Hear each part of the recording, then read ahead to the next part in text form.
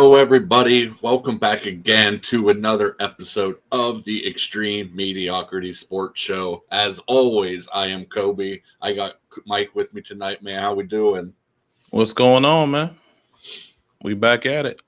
Back in it, recapping the first NFL game of the season That was an and, interesting game. and making our picks for the remainder of the games. Yeah, can't wait for that. That is, we've been definitely waiting for that one all week. We've been talking about it. We've been hitting the books, coming up with picks, and it's time to lay them out there. But first, we do need to get into this Thursday night football game between the Dallas Cowboys and the Philadelphia Eagles. And man, before the first play of the game, this game started with a little bit of a hot Tuah. Yeah, Jalen Carter, man. Yeah, man. He started that game off like a savage, man. He just said, "Hey, f you, Dak." Just spit on that man, spit right in that man's chest. It did later come out, and there was video footage of it with Dak, and I believe some kind of seeds that he didn't want to spit on his linemen, so he kind of arched those things up a little bit, kind of in Jalen Carter's direction, and big man was not having it. Yeah, I know it was. It's kind of funny watching it because the Cowboys has been, they were such a mess this offseason, but to spit on Dak, is that's not called for in the league. No. I'm thinking he may also get, even though he, they put him out for that game. I'm thinking he could be facing a suspension as well once they look into it. And that's what I originally thought too. But then, like with that other footage, I don't know if Dak could be under some sort of fines or suspension as well. I mean, he said, what he said. He didn't really seem upset about it. Jalen Carter did go on to apologize. He's like, that's not who he is. He apologized to the fans, and that's a big boy in the middle that they were clearly missing in this game. Yeah, and it really showed. The Eagles, their running game wasn't that good, but they was able to establish it. And it definitely helped out Dak with the play action. As you can see, CD had over 100 yards. I think he had 13 targets, caught 7 of them. Dropped 4 of them. Yeah, dropped. And they were the ones he dropped were game changers. Yeah. Could have won them the game if he caught those. But he definitely owned up to those. He put the game on him. But yeah, with Carter being put out of that game, it definitely showed. It almost cost him the game. Yeah, because that first drive seemed like Javonte Williams was pretty much just running right up the gut.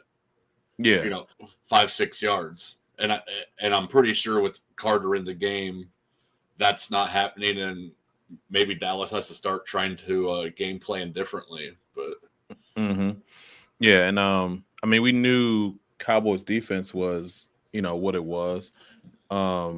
They held up really good against the run. Barkley only having 60 yards. We expected him to have well over 100. But it did look like the game plan was to, keep Barkley under wraps and kind of just and hope that Hurts didn't beat him in the air. The game plan looked like it was working. Yeah. But Hurts beat him a lot on a lot of 3rd and 4th down rushing plays. And like those weren't designed rushing plays either. That was him going through all of his checkdowns, nobody being open, and him having to improvise. We talked about in the preview show of how well Dallas's defense was going to hold up without Micah Parsons in the middle, but taking pressure off the secondary, but they held it down. AJ Brown had 1 target, 1 catch, 8 yards. Dotson had 59, but I think he got 50 of those or 40 of those on 1 play. Yeah. Yeah, Dotson, he caught a big catch over the middle. Looked like maybe 20, 30 yards down the middle. we traded him away last offseason for a 3rd-round pick. I still agree with that decision, but yeah, he showed up for him yesterday. Yeah, and the newly acquired defensive tackle that they got for Micah Parsons, Kenny Clark, he was right there in the middle being disruptive. Jerry Jones said after the trade they wanted to stop the run. They wanted a defensive tackle. They acquired one, and hey, he looked good there. Yeah, and from the start of the game, Clark really made his presence known. Early on, it was a couple big stops that he had in the middle. Yeah, he made his presence felt. It seemed like so far, I know it's a long season, but in that game, they didn't really miss Micah. In that game, they didn't have a pass rush. Hurts wasn't under any pressure at all. He was able to go through all his reads, but when those wasn't there, he was able to sneak out for a lot of runs. So they still need to find a pass rush, but the patchwork defense that they're kind of doing now, it kind of shows that they can hold up against a good team, and if they're able to score points, they'll be in a lot of games. Yeah, because one of the other things we talked about coming up was obviously Saquon Barkley, one of the probably the best running back in football right now. How good the Eagles offensive line is, and yeah, they just had nothing to show for it. Dallas could have very easily won this game without that turnover, but I also think right when that turnover happened, if you don't get that weather delay right after, I also think Philadelphia is going right down the field and getting at least 3 points there as well.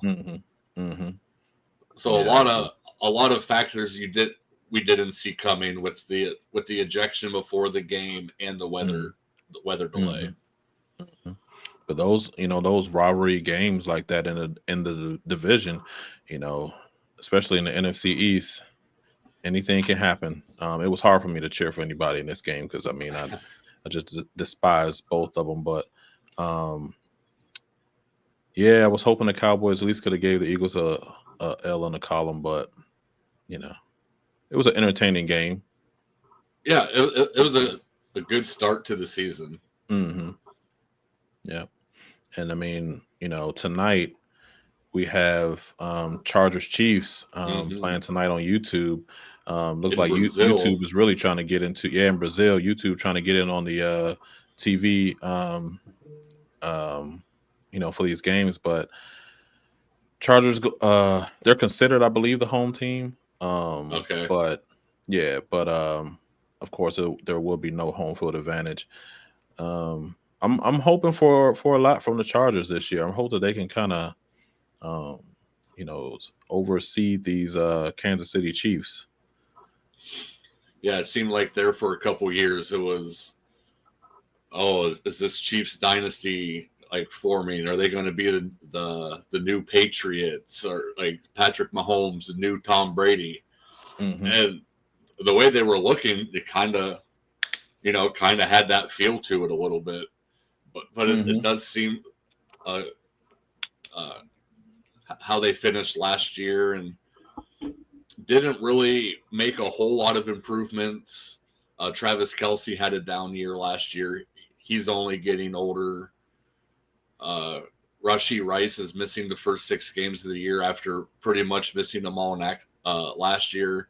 Mahomes just doesn't have those weapons around him that he did before. I mean, Xavier Worthy, when you got speed like that, you can be a threat on any play. Marquise Brown has been kind of hit or miss, and with Worthy's speed, I was expecting more from him. You don't really hear his name a lot. I thought he would be used a lot like how Cheetah was used when he was with them. Yeah. He would just go down the field. He catch all these bombs and deep passes, but it looked like they're using Worthy a lot in the backfield on these end arounds and these running plays. But their defense is still strong. Yeah.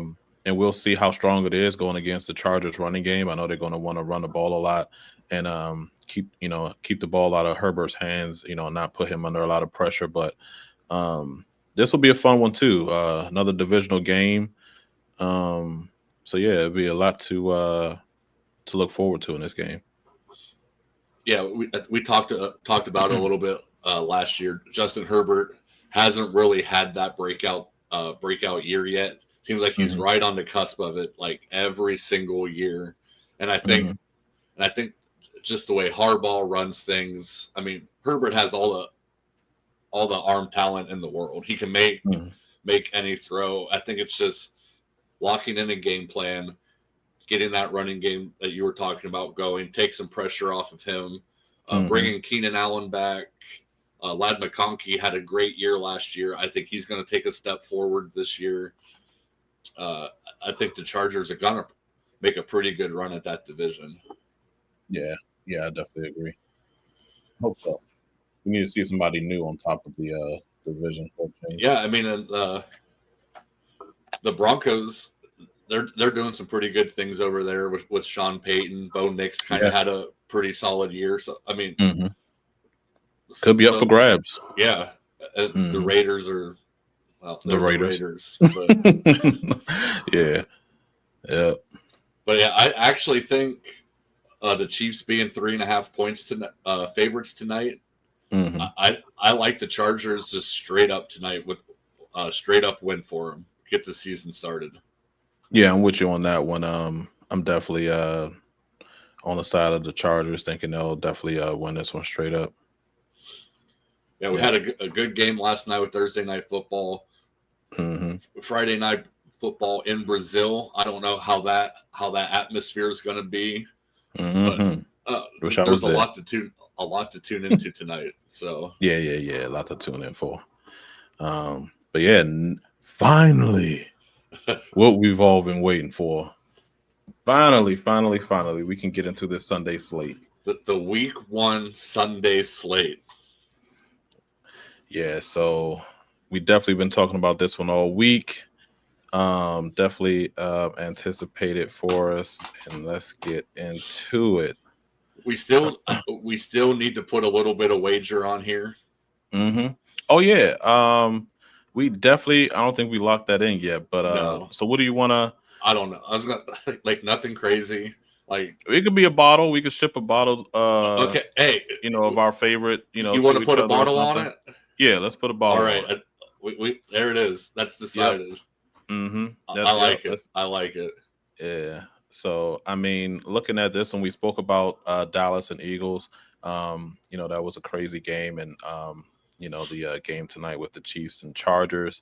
But really looking into the first game on Sunday slate is Cardinals at Saints.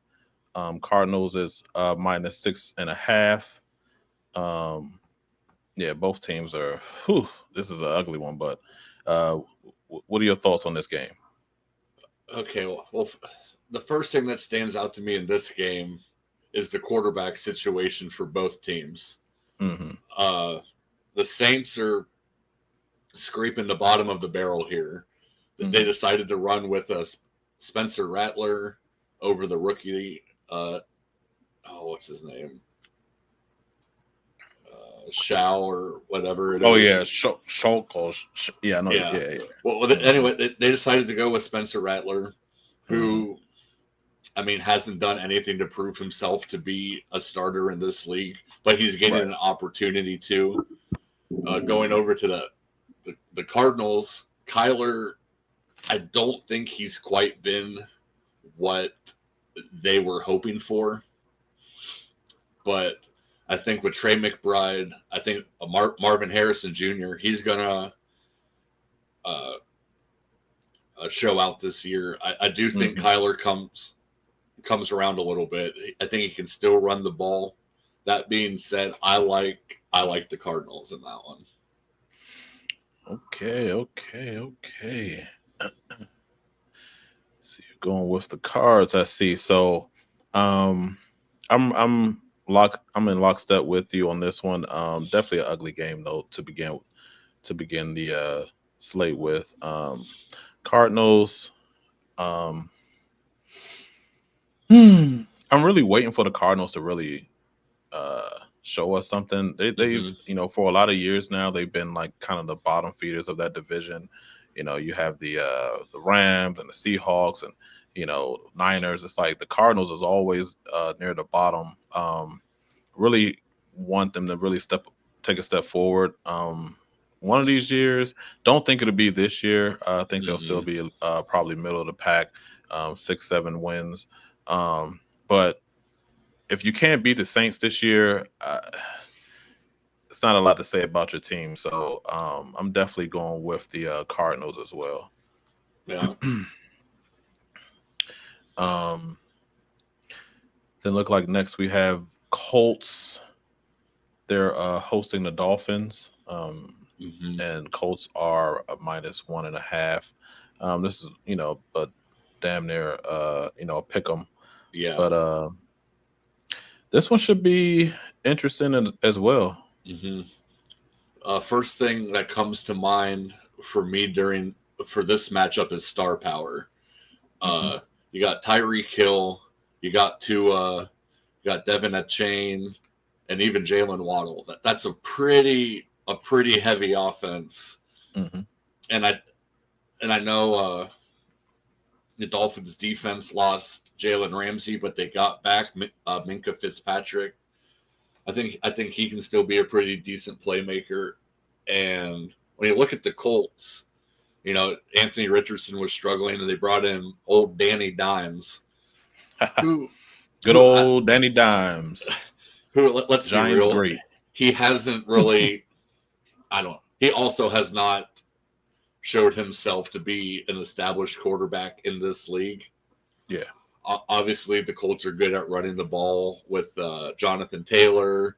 They drafted Tyler Warren, the tight end out of Penn State. So they did. There are some weapons there, but I think the Dolphins are just too high powered. Give me the Miami Dolphins. Yeah, it seemed like we're on the same page with this one. This one was tough for me though, because I do believe with a healthy Jonathan Taylor, the Colts could, they could, if they had good QB play, they could be a good team. The division is horrible. So, I mean, if they just had a solid QB, they could be decent. Because like you said, they have some pieces around, the quarterback. They have Pittman Jr. and then Taylor, and then the tight end that they received. But because they're still unknown, because they still haven't proven it, I'm also going with the Dolphins in this one. Hopefully, once they get a good quarterback, the Colts can actually change it around and do something. But until we see it, I definitely will pick the Dolphins in this one. Yeah, you talked about Jonathan Taylor running the ball, like the way with Daniel Jones there. Any game that they're going to be in a shootout and have to rely on him moving the ball down the field, I think they're just they're going to struggle there. So So if they had a lead, maybe script will be a big factor there. Yeah, if they ever got the lead, they could probably be all right because they could just run the ball with Taylor. But probably in most games they'll be, playing from behind. So, I don't think they could keep up with the Dolphins, even at home. I don't see that happening. But next, Raiders, Patriots. It's not a spicy one, but no. You got some new faces, new places this game. You got Geno Smith down with the Raiders now. Stephon Diggs suiting up for the Patriots. So let's see. The Patriots. Drake May had a pretty good year last year. He didn't, stand out above the chart, but he looked like he could be a serviceable quarterback in this league. Yep. You add Stephon Diggs, you get him some more weapons there along Hunter Henry, Ramondre Stevenson. And then you went out and you even drafted Travion Henderson to help with that backfield. I think the Patriots defense got better. Their offensive line got better. The Raiders, I don't know. I mean, not that there's a lot of star power on the Patriots, but you go over to the Raider side of things. Geno Smith's your big name on offense. You have the rookie Ashton Genty, who, I mean, he's a rookie. Obviously, he has all the ability to go out there and get stuff done, but I think that could be a game script thing as well. Yeah. Max Crosby on the defensive side he's going to be a force in every single game. But I don't think there's enough going on over there in Vegas to overcome this game. Patriots are 2.5-point favorites, so it is supposed to be a close game. Yeah. But Patriots at home, I like them. Yeah. And I think it's has a lot to do with like the Raiders. They don't really have a lot of skill players. They definitely lost a lot. I mean, yes, they added Ashton in the draft, but then their receivers, they just have Jacoby Myers, Trey Tucker, Thornton Jr. Yes, they have Brock Bowers, and I'm sure he's going to do his thing. But if they had a couple, at least one elite receiver, I could kind of have more hope for them in this game. But again, those receivers will still have to prove a lot in order for me to think that they will win this game.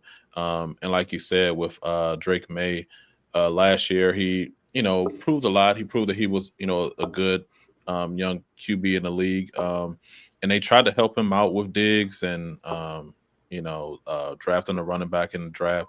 And I think that even though it'll be a close one, with the Patriots at home, with that home field advantage, I'm also going with the Patriots in this one to squeak out a close game. I don't think it'll be a blowout, but I think it'll be a close game. And also one other thing to note there, they signed Amari Cooper to a 1-year deal. He spent a couple of weeks there, saw how things were going. He's like, you know what? I think I'm just going to retire. So that's I don't obviously we don't know the exact situation, but it kind of had that feel to it. Like, you know what? I'm not even going to waste my time. I'm not going out like this. Yeah, I thought he signed the 1-year deal there, to finish his career where he started. But I thought he would actually play out the season. He said, "Get me out of here by any means necessary." But next game. So I mean, and next going into the next game, we have the Steelers at the Jets. And this is Jets being a underdog in this one. Steelers minus 2.5. Jets being at home. A lot of intrigue with this one. Rodgers with the Steelers. So what do you think about this one? Actually, it didn't even cross my mind. I was like, oh, this is going to be the Aaron Rodgers revenge game, but it's also Justin Fields playing against the Steelers. Like, it just hit me that he was there too. So this could be a situation of like them trying to get like, hey, this is what you're missing.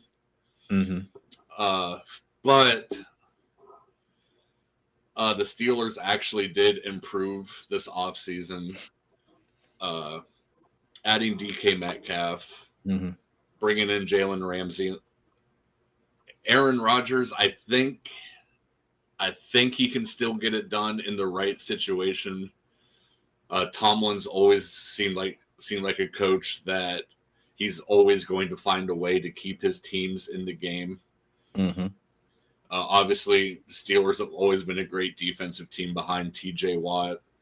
Justin Fields going against that defense, I think he's proved to be more of a running back than he has a quarterback.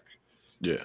He seems to be at his best when he's getting out of the pocket and making plays downfield, which he has found success like that. And I think he's going to have to do that again this year.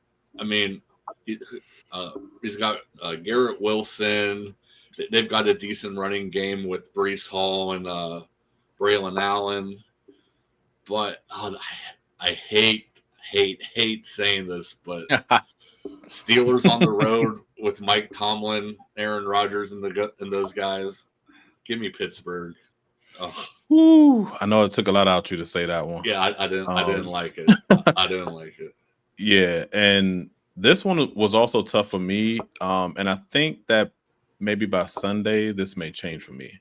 I think I might end up switching because I don't trust Rodgers. I think that maybe he's a year past his time.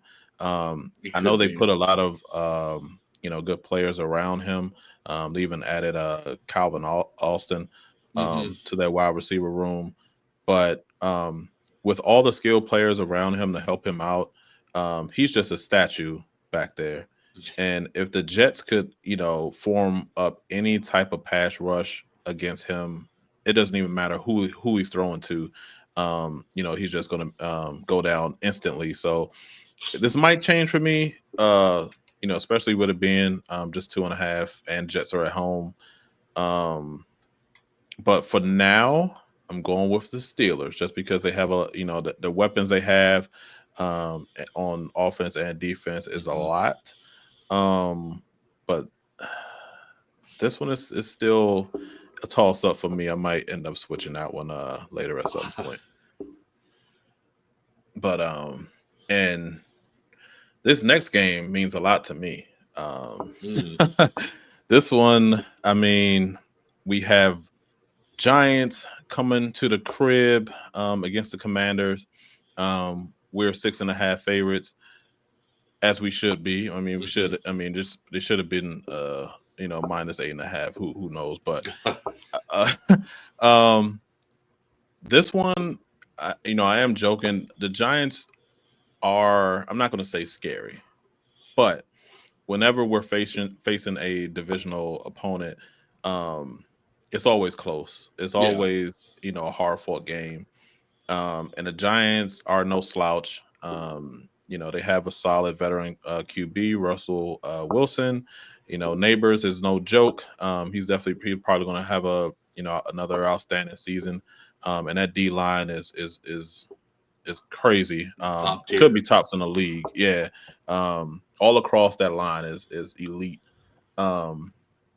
But that's why the Commanders really made a focus in strengthening the offensive line. We knew we would be facing teams like this, Giants, Eagles, etc. So, brought in Tunsil. He'll be on the left side. Brought in a rookie right tackle from Oregon. I'm thinking he'll start on the right side. We still have Cosme working back from an injury, so he won't be playing. But we still have Brandon Coleman left guard. Our O line should be strong enough to hold up against that D line. And we paid our man Terry, and it seemed like he's picking up where he left off. The team put out a couple videos on him, and he's looking like that connection hasn't taken any steps back. So, and Jaden is Jaden. I'm not thinking of a sophomore slump for him. I think he'll go into this year, hopefully. Fighting for an MVP position, or at least that in that top 5 range of a player. I know they didn't want to really give it to him because he was a rookie last year, but just going by his numbers, he definitely should have been in that MVP consideration. But I think we'll definitely take this one. I think it'll be a close game. But with the crowd in it, I know we're honoring Santana Moss, putting him in the ring of fame at the stadium tomorrow. So crowd should be hype. And I am definitely, you'll probably see it a trend every week, but I'm definitely going with the Commanders in this game. Yeah, everything you just said sums it up perfectly. I'm going to go with the Commanders as well. The offense looked great last year. Now you add in, like you said, Tunsil on the line, bringing in Deebo Samuel, who's kind of a little bit of a Swiss Army knife back there. Adding more playmakers for Jaden is just the necessary moves for like a young franchise quarterback. But right. Yeah, you said it's going to be a close game, 6.5 spread. I don't. I don't I think don't it's know going to if be. it'll be six. I don't think it's going to be a blowout, but I don't think 6.5 still seem like a lot in this game. Because I mean, I think in the first game we only won by one, I believe. Okay. I think we hit 7 field goals and won like 21-20, something like that. And then the second game we didn't win by that much, maybe 4 or 7 points. So but with the weapons, like you said, of us putting around Jaden, we still have Ertz. He's reliable tight end, catches mostly, whatever is thrown to him. And I think a sleeper player that will get a lot of carries going, later into the season is going to be that 7th round running back, Bill Krosky Merritt. I think they'll bring him in slowly. But I think eventually he'll be our starting running back later into the season. But yeah. So and then now going into the Carolina and the Jags. So another, you can say, ugly one, but it's still a lot of intrigue in this one as well. Yeah. Jaguars. I mean, I say this, most seasons, but they really could. They could really take a step in that division. Yeah. Because that division just is it's up for grabs every year. Mm-hmm. And they have a pretty good team, with Trevor Lawrence. I think that he has a lot to prove. Yeah. It seems like, being a first round pick in a draft, making, over 50, million a year. He really hasn't shown that he is that franchise quarterback.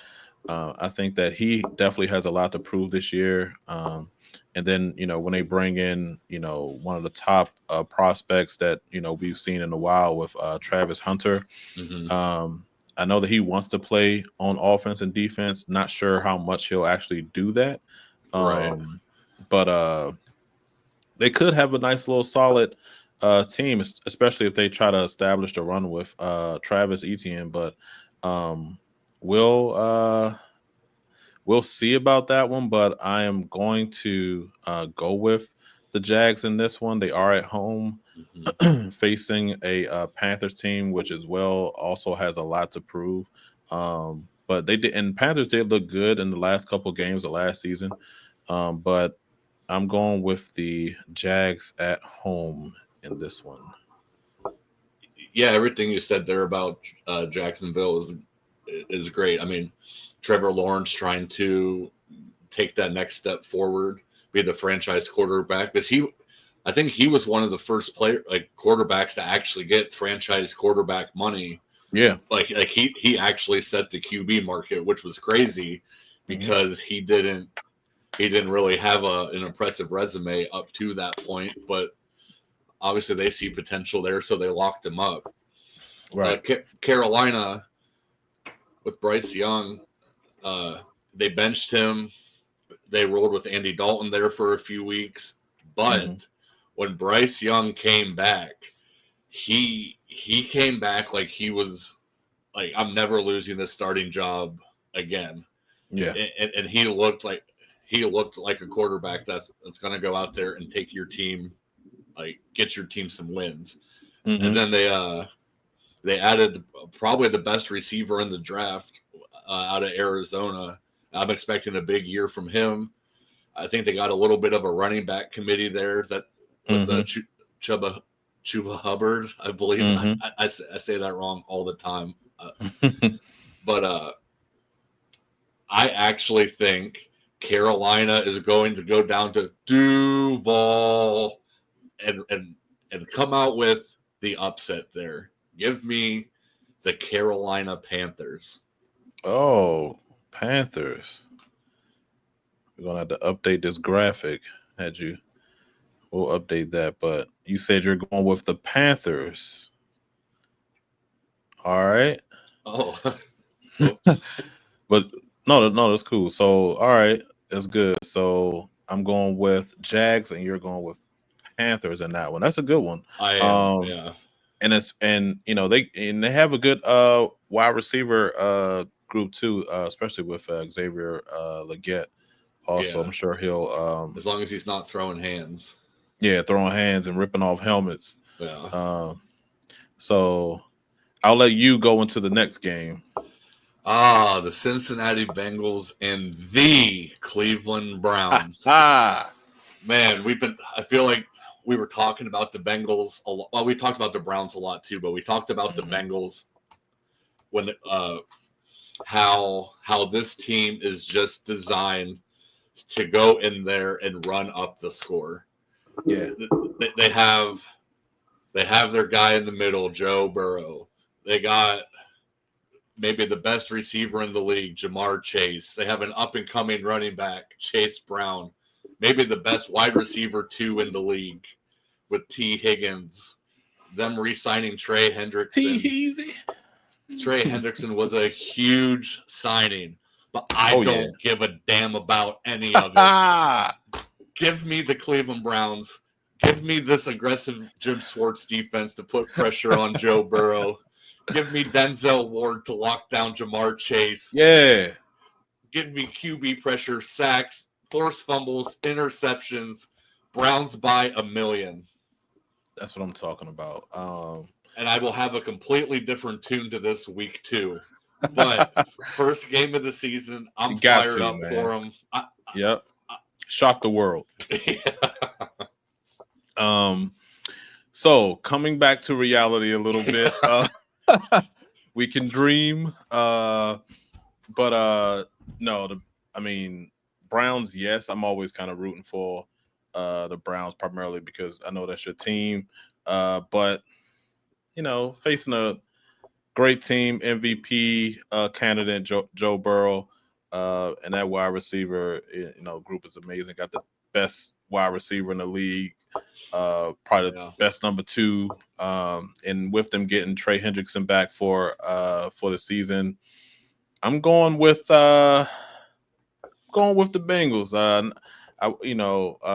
They just have a lot more firepower. They do. I'm always hoping for the Browns to pull one out and shock us, but I'm gonna side with the Bengals in this one. There is one thing I forgot to mention in this game, and it is Joe Flacco.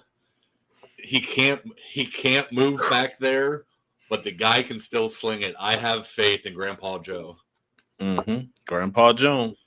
And like I said, this could be a completely different tune next week. But right now, I'm riding it. All right. So far, a lot of division games. Going into another one, we have Tampa going against the Falcons in Atlanta. Tampa Bay is still almost a pick 'em, but Tampa is -1.5. This one I believe it really could go either way, but I know Bucks have a lot of firepower over there. But what are your thoughts on this one? A former great Cleveland Brown QB Baker Mayfield is really starting to establish himself in this league. He had over 40 touchdowns last year, throwing to Mike Evans, and Chris Godwin missed the last little bit there. But then they go into the draft and they get a Emeka Egbuka from the Ohio State University. Bucky Irving was a surprise running back last year. It looks like he's going to be kind of like a do-it-all kind of back. Yeah. The Falcons moving on from former Washington great QB Kirk Cousins. Yeah, Kirk.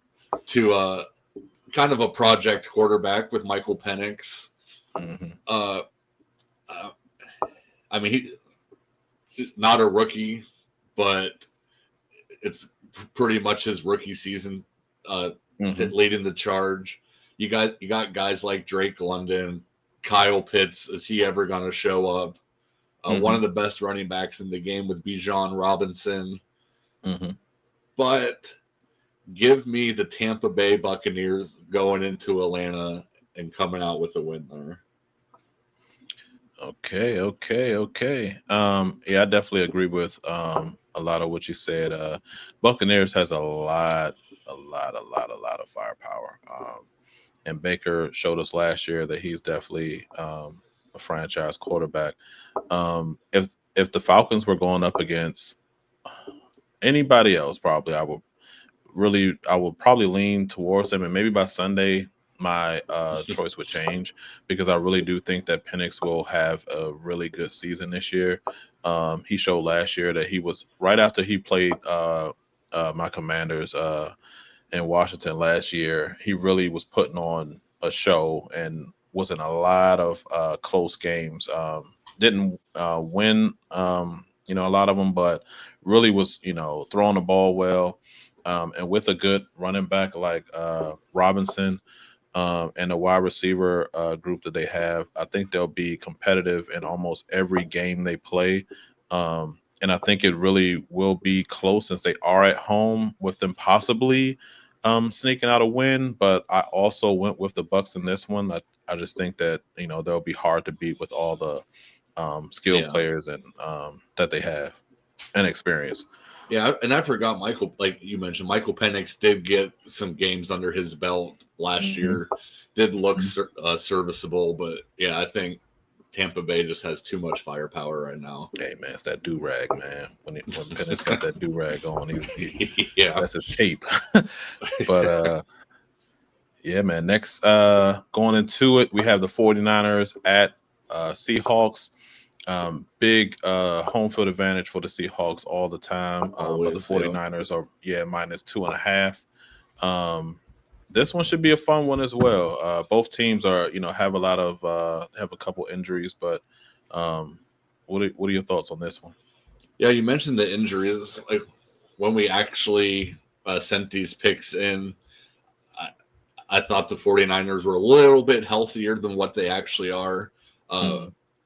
McCaffrey was a no practice again today, so that's that's Thursday and Friday now leading up to the game. And I know they're saying like, oh yeah, it's fine, they're just trying to be cautious, but that's what they said last year too, and he missed almost the entire season. But I also think there's just something about like a Kyle Shanahan offense. I mean, it's always like if McCaffrey's out, there's somebody else there. I mean, Brock Purdy seems to be an emerging star every year almost in this offense. They lost Debo. They don't have Ayuk. And the more I talk about this, I feel like I'm talking my way out of this pick. Yeah. But I don't know. Seahawks, they lost Tyler Lockett. They lost DK Metcalf.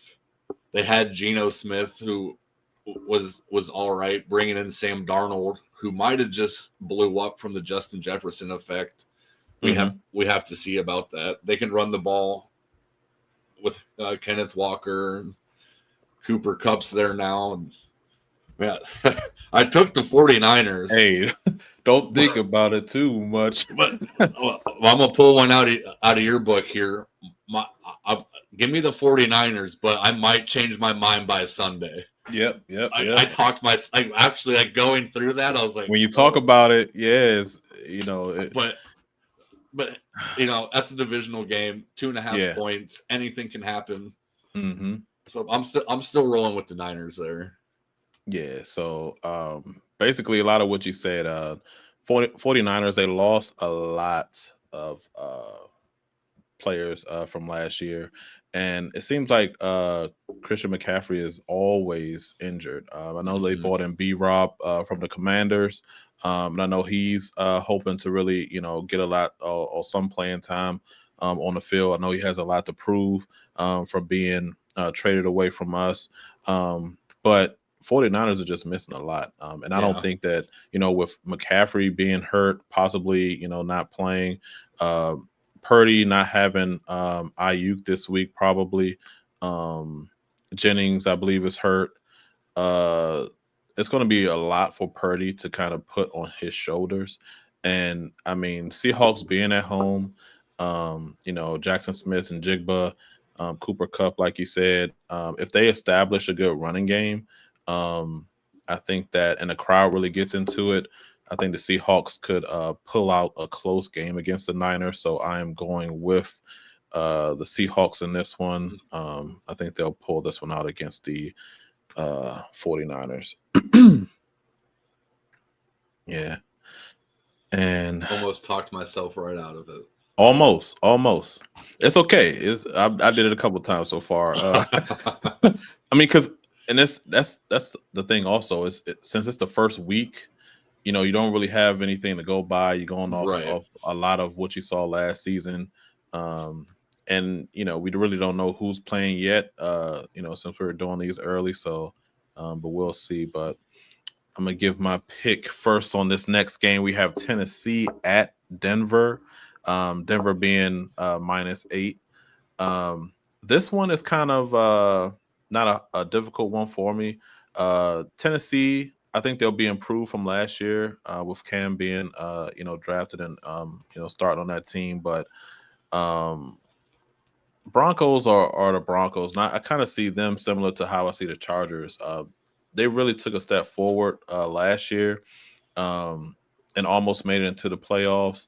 I think they could actually get in this year and compete in the division. I don't see the Chiefs being the Chiefs how we look at them, how we've seen them every year. But I'm going with the Broncos in this one. When that crowd gets into it, the defense is stout.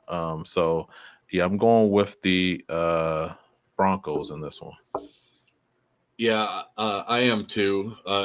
Sean Payton has kind of proven once again that he's kind of like the QB guru, kind of bringing out the best of Bo Nix last year. Denver, I also think, has probably at least a top 3 defense, if not number 1 this year. And with a rookie Cam Ward, firepower, you really only have Calvin Ridley. You don't really have anybody special in the backfield with Spears and Tony Pollard. And I actually think that that -8 spread might be a little low. I know it's the NFL, and I know I took the Eagles to win by 10 last night, which I also think we would have hit if it wasn't for weather delays and whatever. But yeah, I don't know. I don't see this game being super competitive. Maybe early if the Titans can kind of mesh a little bit, but yeah, there's just Denver's just improving too much. Yeah, I agree with you. And then going into the next game, this is going to be a fun one. We have Detroit going into Green Bay. Green Bay being a -1.5. Could be a toss-up. I'm sure Lions were favored maybe a week ago, but after Green Bay acquiring Micah, I'm sure that changed a little bit. And I mean, with 2 high-powered offenses in this one and 2 good defenses, I know the Lions lost a lot, especially in the coaching room. But how do you see this game playing out? Well, you look back to last year with the Jordan Love injury. I think that's what probably set Green Bay back the most. I think they probably could have made a better push last year. Well, you have Jordan Love back. You have Josh Jacobs, who is still a force back there. Everyone always jokes that the Packers they don't have a true number 1 receiver. They have 3 like wide receiver 3s. You got Reed.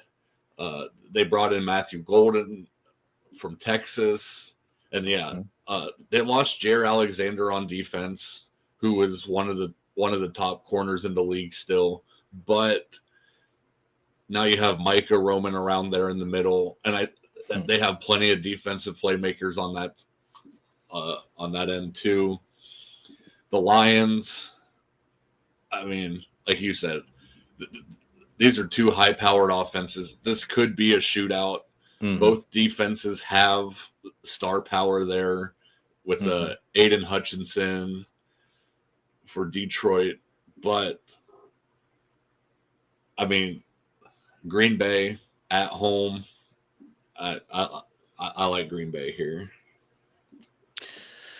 Yeah. And going back into it, I think that even with Green Bay picking up Micah, I still think that they have to go through Detroit, and until they show us that they can, I'm still gonna side with Detroit early on this year. Even though they lost one of the best offensive coaches in the league, and Yeah. and Johnson, but I'm still going with Detroit. I think they'll pull this one out in a close, high scoring game against the Packers. Yeah. And yeah, That's going to be a good game. Just oh yeah, another close divisional game in hmm this week 1 slate. yeah. Um, this one I'll give my pick early on. So going into the Texans, they're playing the Rams.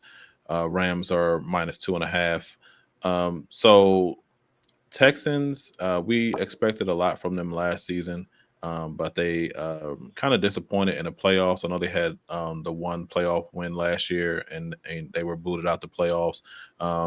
But I know they're trying this year to really take that step forward and go deep in the playoffs.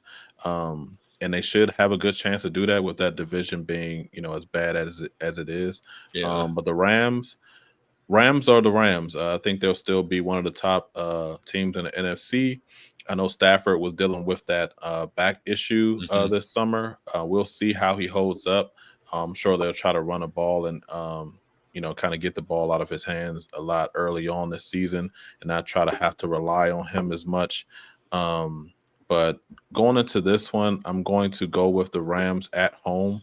I don't see the Texans coming into LA and winning this game. So yeah, I'm going with the Rams for this one. Yeah, I mean, you just look at the slate. There's a lot of games that are supposed to be close. I think this one's going to be as well. Mm, Um, with the Texans, CJ Stroud had that phenomenal rookie season. Hit hit a little bit of a slump last year.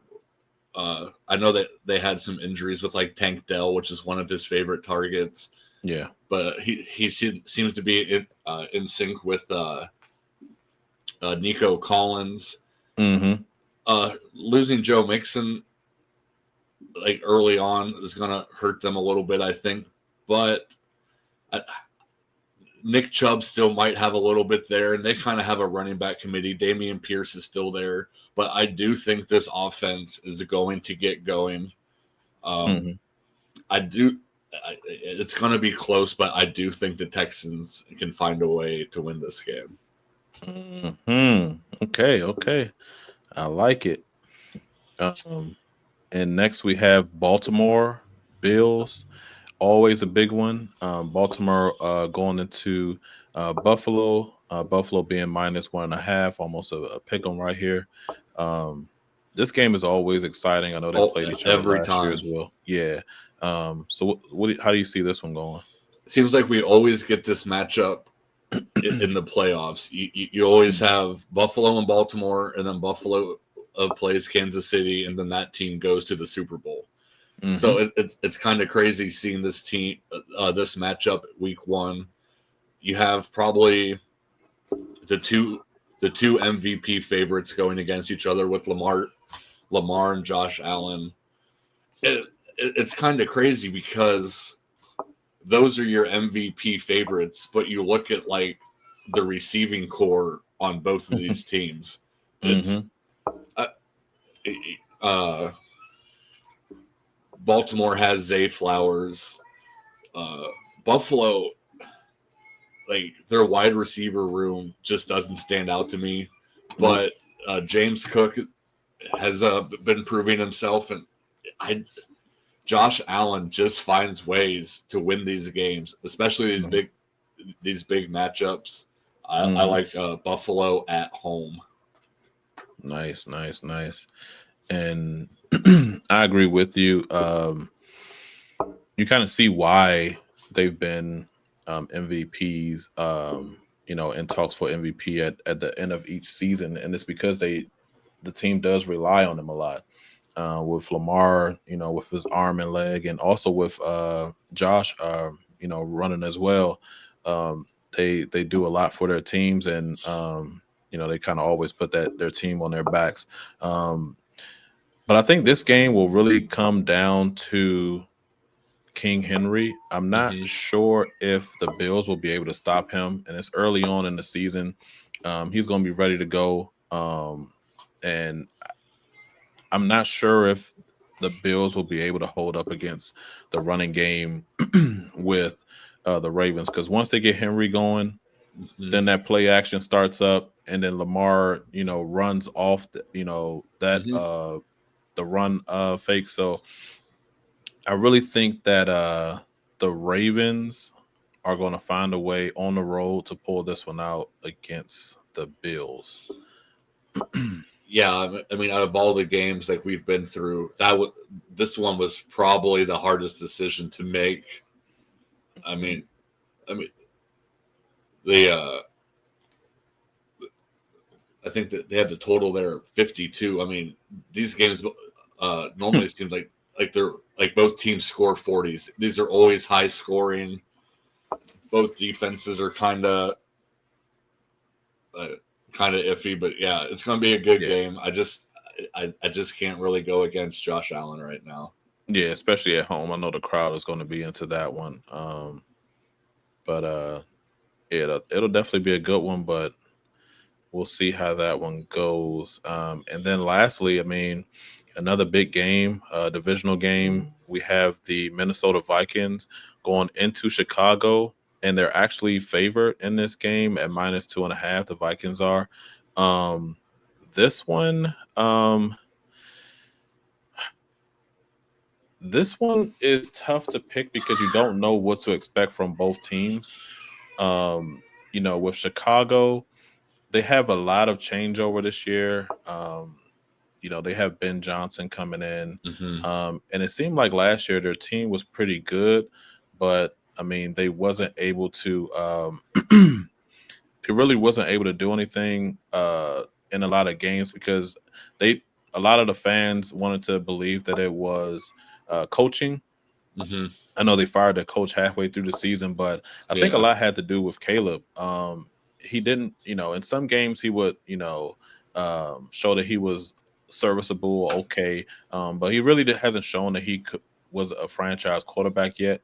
And they already had a good team last year.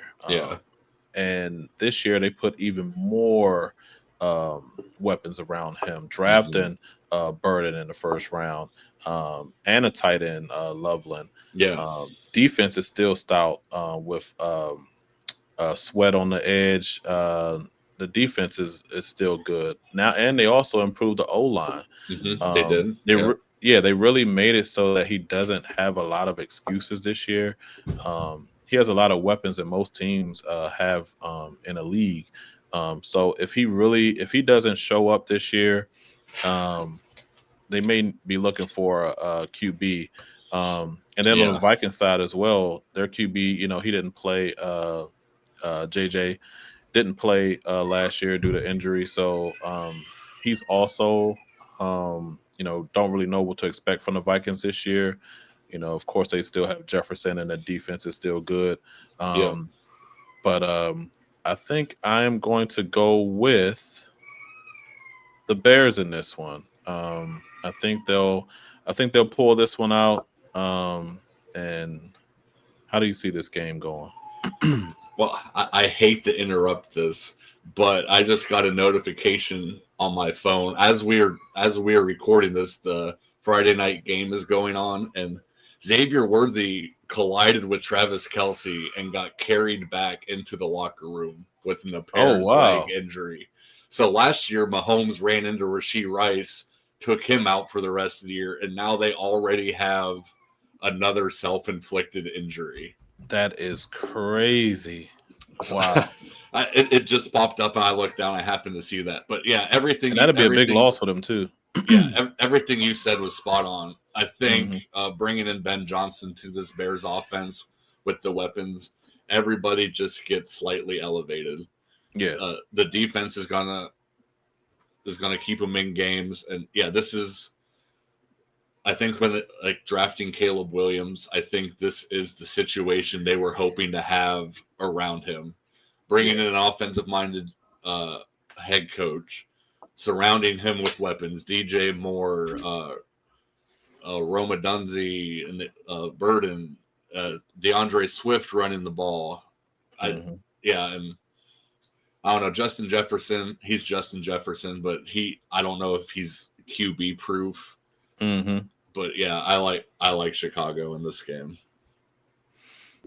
So yeah, I mean, those are our picks for the week. Definitely a lot of good games. I'm so glad that we're at this time now where we can just sit back, relax, and watch all of these games.